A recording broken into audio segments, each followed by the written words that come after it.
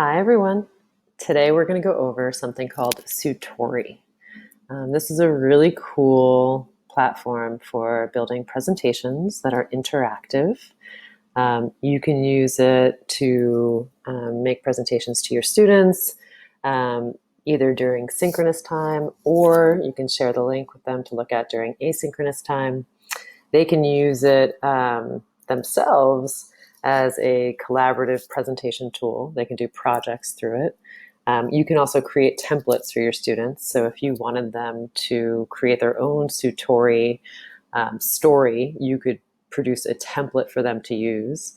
There's just a lot of really cool ways to use this. And so I'm going to go over it really quickly, and then I'm going to show you how to create a story.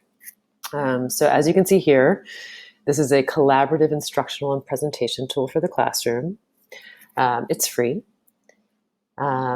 It's great for all kinds of teachers, and they give a lot of examples here: social studies, ELA, etc. They have, templates for all different subjects. I'm going to show you really quickly just one Sutori example that they have on their website. You can see up here, there's like a header image at the top. There's a title and a subheading here, and then a bunch of quick formative assessments. And this is sort of why you would want to use this tool, is because it engages students in the presentation. For example, this one starts out with a bunch of true or false, real or fake little quizzes. And so this is a great way to get students engaged in the presentation right from the beginning. From these little assessments, they then dive into a definition with an image, a fun little FYI, did you know, which is sort of like a sidebar, like fun fact, with a TED Talk. More examples of where fake news existed throughout history. And then another quick formative assessment. This time it's a matching one. And more information, videos, and resources. So as you can see, it's a combination of text, image, video. You can embed sound bites, radio stories, songs, and basically the students just scroll through it and interact with the presentation. This is also obviously a great way for students to create presentations as well. Maybe a timeline of a certain period of history, or just an overview of something like the principles of design, which is what I'm going to do today. So I'm going to log in. It's very easy. You can use any email address to set up an account. They interface with learning management systems like Schoology and Canvas and Edmodo. It integrates seamlessly with Google Classroom. And so it's really easy if you have a Gmail account to use that. So I'm going to start with my Gmail account. I've already set up an account.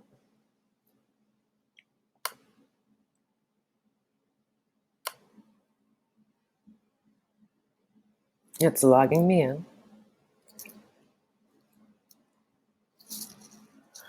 Okay, and this is my dashboard. I don't have any projects yet or any stories, so I'm going to create my first one with you guys today to show you the steps to creating a story. So the first thing I'm going to do is I'm going to click on Create Your First Story. And I'm just going to choose a blank one.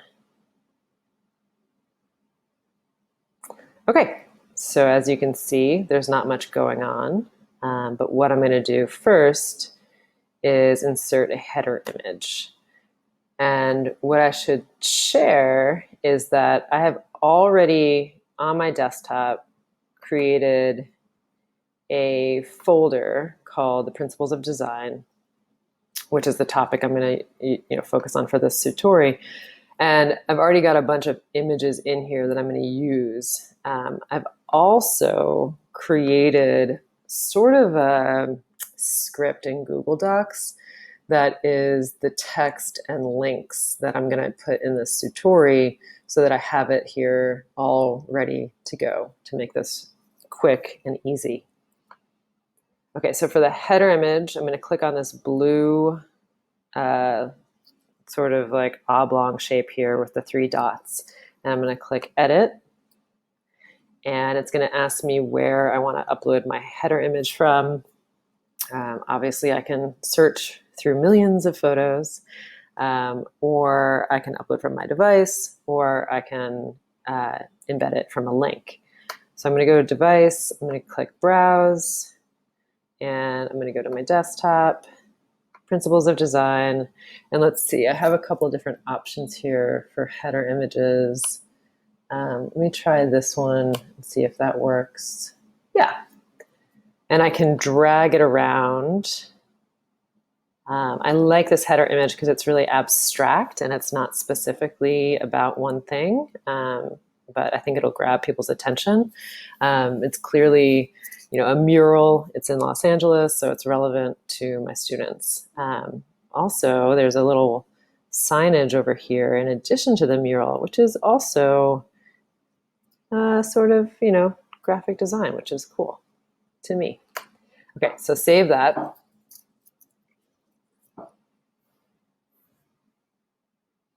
Okay, and then next I'm going to insert a title. The principles of design. And I'm going to just copy and paste this little definition that I already have here in my Google Doc. I'm going to copy that and just paste it here. And as you can see, there's different options here in terms of size. I can underline, I can italicize, I can bold, I can make a bulleted list or a numbered list. But that is good enough for now. Okay, and I just click out of that and I'm out of that. So I've already got a header image, a title, and a subheading. The next thing I'm going to do is create a heading.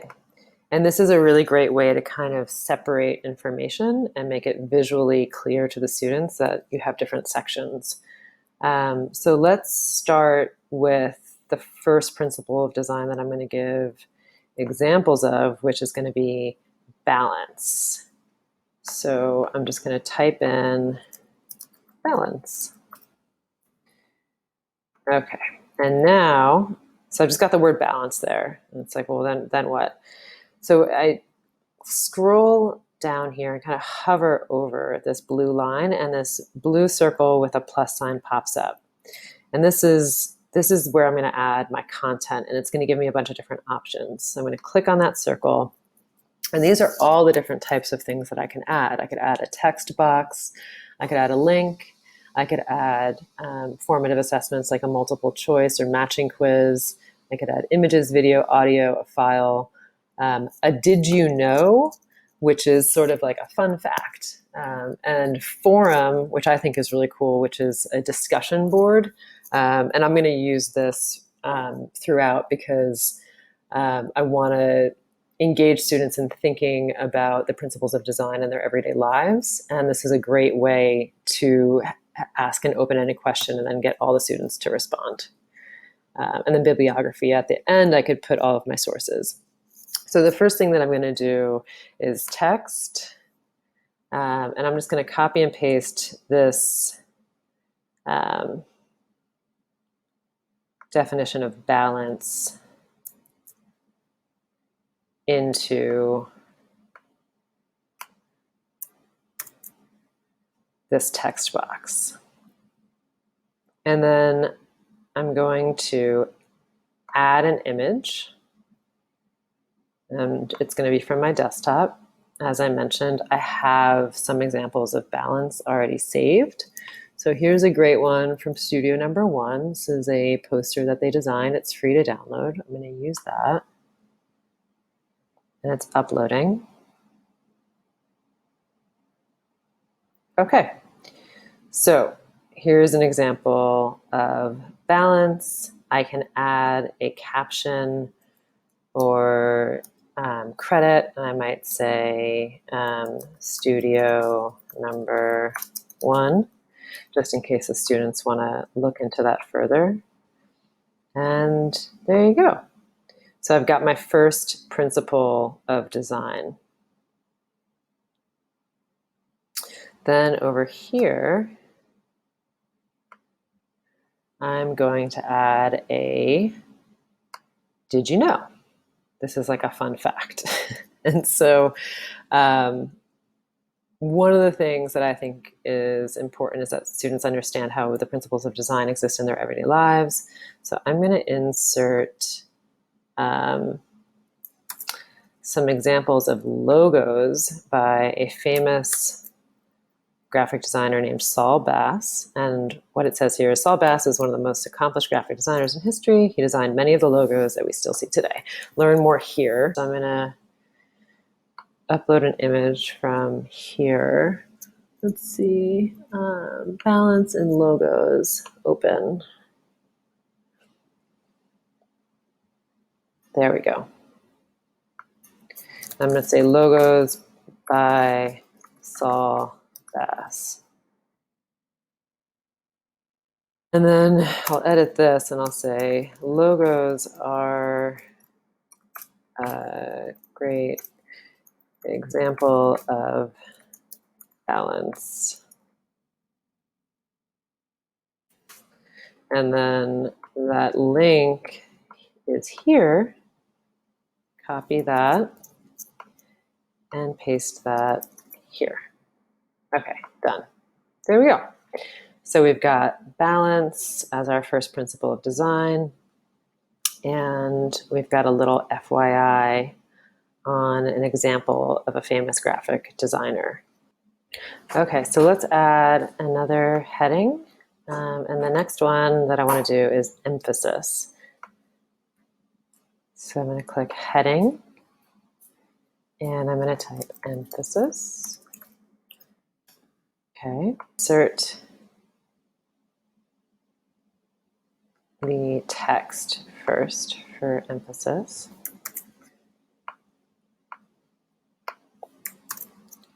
And then I'm going to click add media. I'm going to upload emphasis. Let's see, this one. Okay, so I've got emphasis, I've got a definition of emphasis, I've got an example image, and then I'm going to add a video. And I've got the link right here. And I'm just going to copy and paste that, and boom, there it is. A video about emphasis. Exciting. Okay, and here's where maybe I want to add a forum question. And maybe the question for the students is, can you think of designs that you see in your everyday life that use balance for emphasis?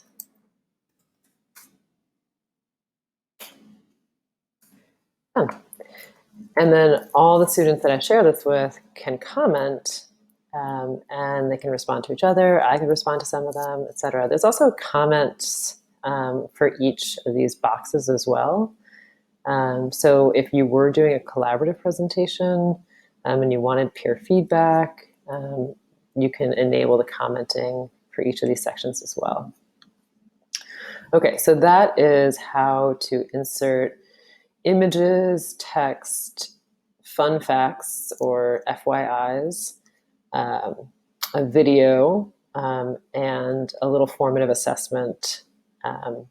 For this purpose, for the purpose of this presentation, I'm just going to do this open-ended question as my formative assessment. I'm not going to do any sort of like matching or quizzes, but you may want to do that for your own content areas. Okay, so I went ahead and I filled in the rest of my story. So emphasis, we've got a video, we've got a forum for students to have discussion. Movement and rhythm. Again, I've got images. I added, captions to these images stating who the artists are. Pattern. And here another fun fact about a specific graphic designer who used pattern in poster design. Another forum. The question here is, look around you. Do you see any patterns in your immediate environment? Scale. I've got 2 examples. Definition and some questions for students to think about. Contrast. Examples of how contrast is used here through light and dark, here through shape, and then another example of how contrast is used in typography. And this is actually a link they can go to where they can learn more about that. So here's that link. And this is how contrast and the principles of design are used in typography. Lastly, we have unity. Here's an example by an artist. Here's an example by a poster designer. And actually with this one, what I said was that it's interesting. It's a fun fact. Artists can use all the principles of design in a work of art. So for example, this artist here is using contrast, balance, unity, scale, emphasis, and movement all in each poster. For more information, here's a cool video on the principles of design that I found on YouTube. It's just 2 minutes.